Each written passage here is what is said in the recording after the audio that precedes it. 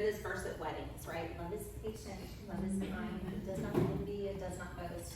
God is telling us what love is. God defines love because he is love. God tells us what love is, and he tells us what love isn't. We submit to one another by first submitting to Christ. The word submission is not a bad word. Just so you know, there are no bad words in the Bible.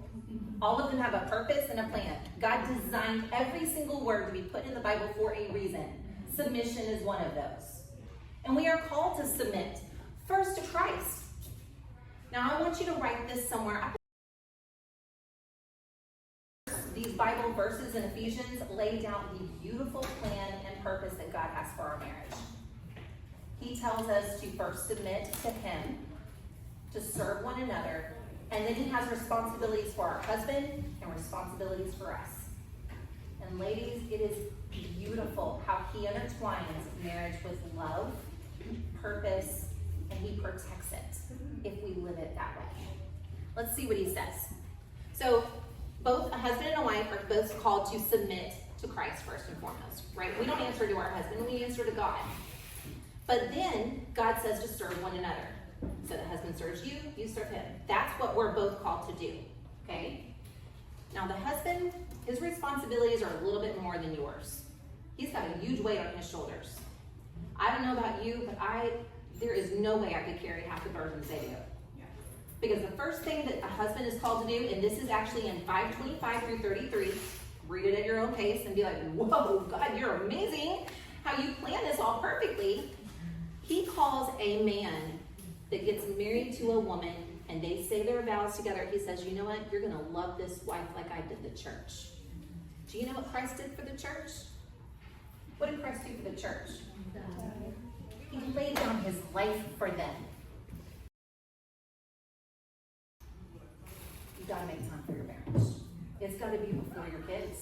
God tells us that's the hierarchy of our relationships. It's him, our whole heart, mind, and soul, and then guess what? Your first relationship, human-wise, is your husband.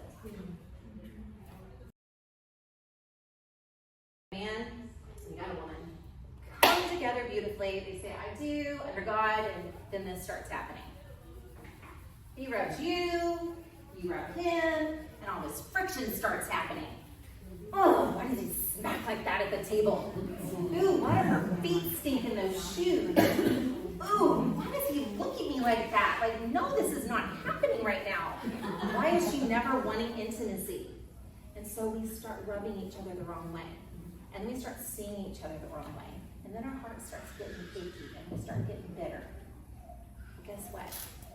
Just because God sees love a certain way and he wants us to live this beautiful life in marriage, we have an enemy that wants to come in and kill, steal, and destroy our relationship, starting with our marriage.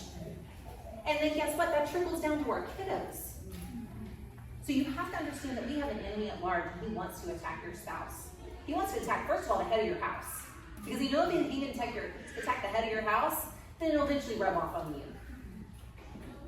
you.